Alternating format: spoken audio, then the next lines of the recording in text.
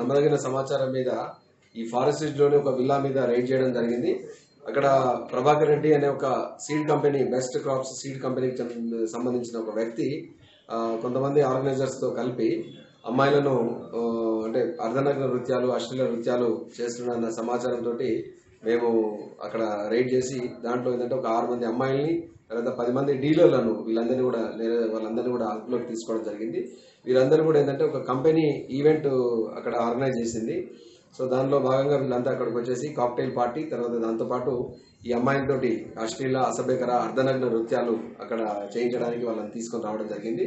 వాళ్ళు ఆ ప్రిపరేషన్ తర్వాత అది చేస్తుండగానే మేము మ్యూజిక్ తర్వాత అవన్నీ అరేంజ్ చేసుకొని ఆ విల్లాలో చాలా ప్రీమియం విల్లాస్ దాంట్లో వాళ్ళు చేస్తున్నప్పుడు మేము వాళ్ళందరినీ అరెస్ట్ చేసినాము. ఇవాళ వాళ్ళందరినీ కూడా కోర్టుకు పంపిస్తున్నాం.